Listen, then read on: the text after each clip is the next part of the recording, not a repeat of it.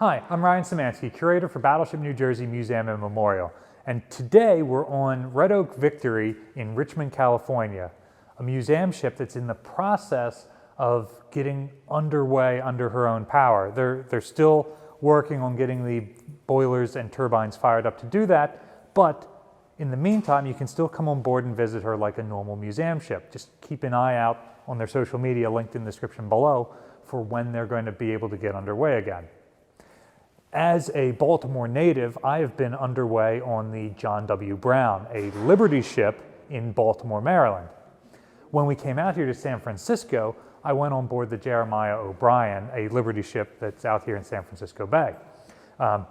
Red Oak Victory is also nearby, so if you're ever in the area, be sure you stop on board her as well.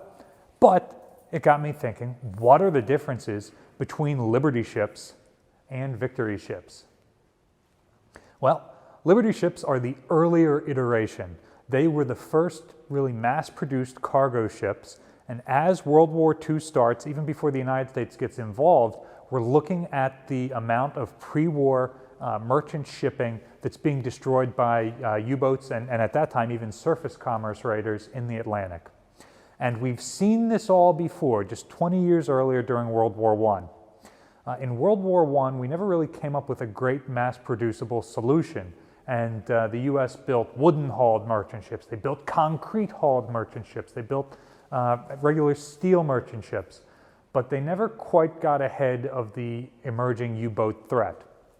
In World War II, the U-boats were even more deadly, and so the United States had to come up with a better option to defeat them. So the concept of the Liberty ship, a no-frills, mass-producible ship with a really old style of engine that you can just build and pump out quicker than they can be sunk by U-boats and win the Battle of the Atlantic purely by volume, was attempted.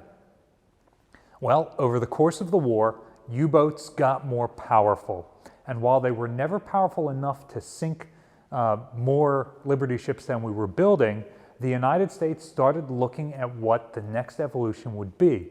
And so by 1943, they had made a number of improvements which led to the Victory ship. Victory ships were a little bit larger, about 14 feet longer and about 5 feet wider, which gave them a couple hundred tons more displacement. They could carry more cargo. But that was just a byproduct of lengthening the ship to fit in a better propulsion unit. Victory ships operated on steam turbines like most of the frontline naval vessels of the day, including Battleship New Jersey. This doubled the speed of the ship from roughly 6 or 7 knots on some of the slower Liberty ships up to 16, even 18 knots on some of the faster Victory ships. This made them faster than the U-boats that were hunting them and allowed them to get cargo to the fronts faster and safer. Because of this change in propulsion, you go from having everything on a Liberty ship being steam powered to being able to have electrically powered equipment on a Victory ship, because your steam turbines also have turbo generators that are producing a lot of electrical power. And this really simplifies a lot of the things like the motors that operate the capstans and the various booms and winches for cargo handling. Perhaps the most important change to these ships, while not a significant design change or new technology, was simply by changing the frame spacing. We are in cargo hold number 5 in the upper level at the aft end of Red Oak Victory, and here you can see 2 frames. Remember, frame spacing on a destroyer is 2 feet. Frame spacing on a battleship is 4 feet. Frame spacing on a Victory ship is 3 feet, 36 inches. On earlier Liberty ships, this frame spacing was only 30 inches. Believe it or not, that combined with a mostly welded construction, which helped speed up the construction process, made for a very rigid hull form. And especially in colder weather like is experienced in the North Atlantic during runs to the Murmansk convoys, this caused the ships to crack, and some of them even split in half and sank.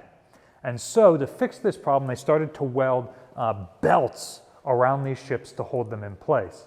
Well, they found out that one, they got better with welding over time, and two, by increasing the frame spacing by just 6 inches, one, you're lessening the number of frames, lessening the number of material that are being used in these mass-producible ships, and two, it makes them more flexible so they can twist a little bit more, and that ended up being just enough to keep these ships operating successfully without cracking or splitting in half.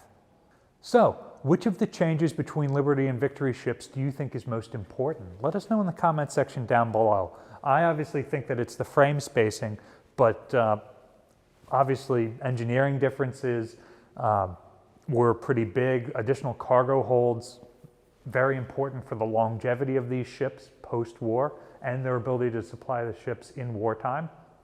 Let me know your thoughts in the comment section down below. Battleship New Jersey receives operating support from the New Jersey Department of State, also from a number of other businesses and private individuals like yourselves. We really appreciate your support. Consider donating to support Red Oak Victory and their continuing efforts to get the ship underway under her own power for the first time in 50 years.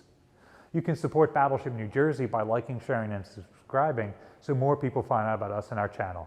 Thanks for watching.